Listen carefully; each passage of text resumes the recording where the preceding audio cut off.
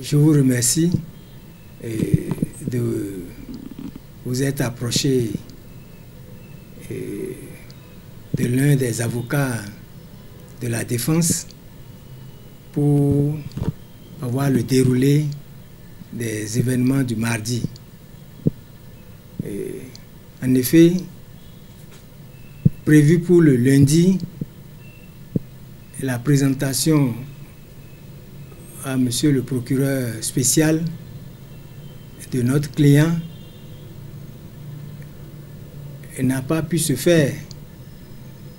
Et vous avez suivi tout le déploiement policier qu'il y a eu en raison donc de l'appel à mobilisation de certains partis politiques et certains membres de la société civile. La population, fort de cet appel, a fait massivement le déplacement.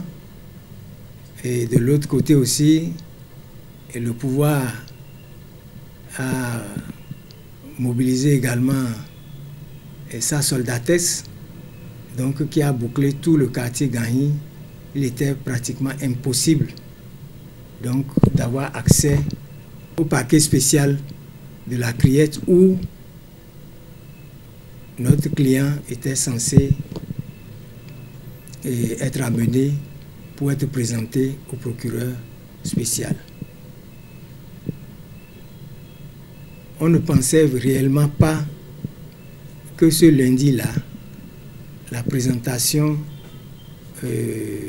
allait se faire, puisque nous avons été confortés dans notre position par le fait que nous avons été invités ce lundi-là, dans l'après-midi, donc à l'assister pour un deuxième interrogatoire. Alors, cela veut dire, s'il y a interrogatoire, cela veut dire que la procédure n'a pas été encore clôturée au niveau de l'enquête préliminaire. Donc j'y étais, on l'a auditionné, mais rien ne présageait que c'était à l'aube que sa présentation allait avoir lieu. Mais nonobstant l'interrogatoire, l'instinct de l'avocat nous disait que peut-être ils vont attendre tard la nuit, vers 23 h, au moment où il n'y aura plus la mobilisation pour l'amener. Bon, peut-être qu'ils ont évalué les risques, donc à le faire quitter la BEF pour la Criette tard la nuit. Donc ils ont renoncé à cette possibilité puisque le dispositif policier était resté là. Nous on s'est dit, mais si le dispositif policier est là, eh bien, il y a quelque chose qui cloche. Et c'est ce qui nous avait amené à croire que c'est tard la nuit, comme il le faisait pour les dossiers à sensation. Donc lorsque la Criette était à Porte-Nouveau, ils attendaient vraiment tard la nuit, donc avant de convoyer les gardés à vue pour leur présentation au procureur spécial. On ne s'attendait plus ou moins à ce scénario-là. Malheureusement, ça n'a pas eu lieu. Alors, donc ce n'est que très très tôt le matin, pratiquement 6h30, 7h, que nous avons été alertés, nous les conseils que notre client serait déjà à la Criette. Comment ça? Donc, nous les confrères, on s'est appelés, ceux qui peuvent y aller, donc s'ils sont rendus, effectivement, il était là. Et alors, donc sa présentation a effectivement eu lieu le mardi, très tôt le matin. Donc, de la BEF vers la Criette. Il a été présenté, bon, il s'est exprimé, et bon, ce qui lui est reproché, comme ce qui lui a été notifié, donc c'est harcèlement par voie électronique. Le deuxième, publication de fausses informations, et puis appel direct donc à la rébellion. Voilà les trois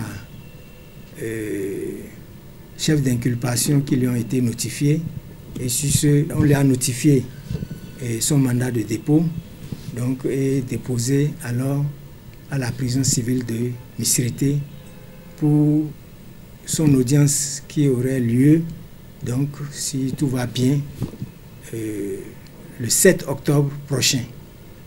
Si nous l'avons assisté avec tout l'engagement que vous connaissez, c'est justement pour plaider son innocence et plaider non coupable. Donc, à ce stade-là, il relève de la compétence du procureur spécial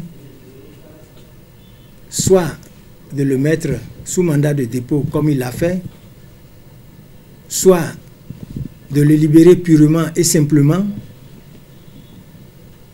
pour infraction non constituée, ou bien alors de le mettre sous convocation et de programmer une audience à cet effet. Donc c'est les trois issues. Bon, c'est la première issue que le procureur spécial a choisie pour les raisons qui lui sont propres. Sinon, nous, c'est la troisième issue, à savoir sa libération pure et simple pour infraction non constituée. Parce que les preuves de ce qui lui est reproché ne sont pas rapportées, étant entendu que c'est l'accusation qui doit rapporter les preuves donc des charges qui sont retenues contre le mis en cause. La charge de la preuve revient à l'accusation. Bon, nous espérons, jusqu'à preuve du contraire, il demeure innocent. Ce n'est qu'une détention préventive. C'est une détention provisoire. Donc, on suppose qu'il est en prison, certes, mais il n'a pas encore été jugé ni condamné. Donc, c'est ce qu'on appelle détention provisoire. Il est provisoirement détenu dans la maison d'arrêt de Missirité, donc où il est gardé pour l'instant. Le 7, ce serait son vrai procès, parce que j'entends dire, ah, son procès aura lieu le lundi, son procès, non. C'est pas, à ce stade, on ne parle pas encore de procès, on parle donc, dans le langage ordinaire, de déferment ou de présentation donc, au procureur de la République. Vous entendez souvent, il sera présenté à monsieur le procureur de la République tel jour. Voilà, c'est cette présentation qui a raté le lundi, donc qui a finalement été rattrapée le mardi, donc à l'aube, je dirais à l'aube, puisque c'est très tôt le matin, c'est inhabituel que la police amène un gardé à vue, donc à 6h30, puis déjà à 7h, on avait été déjà alerté par les agents enquêteurs que notre client se trouvait déjà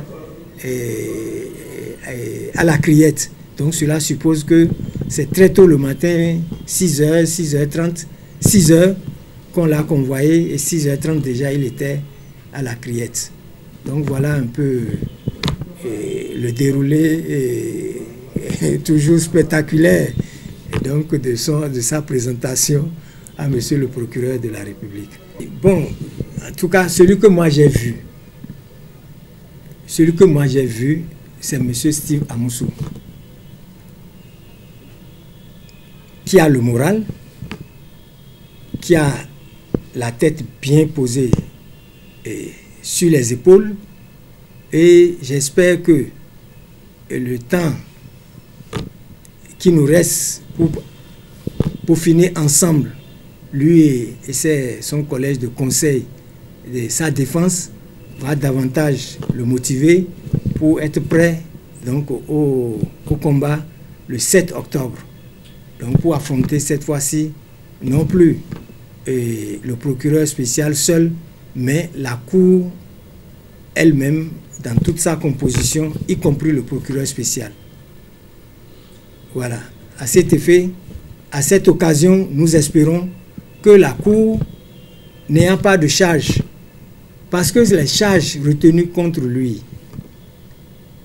à l'enquête préliminaire, ces charges-là peuvent connaître une requalification, d'abord au niveau du parquet, au moment de sa présentation, ou une disqualification. Vous comprenez?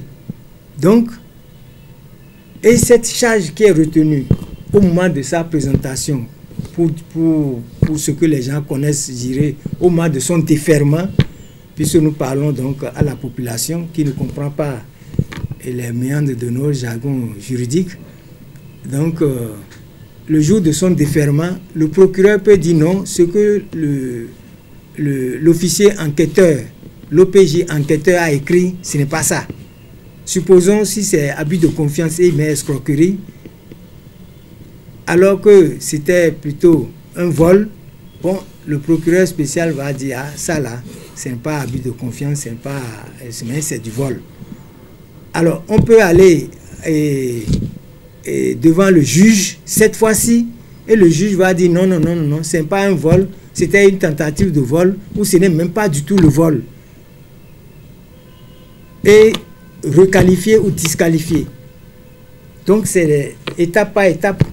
Donc, nous espérons bien que les magistrats auront la compétence et le doigté nécessaire donc, pour apprécier ce dossier et voir si les qualifications retenues par le parquet spécial peuvent tenir la route. Voilà. Donc, nous, les avocats, nous sommes là pour justement casser toutes ces qualifications qui ont été retenues comme charge contre lui. Vous comprenez?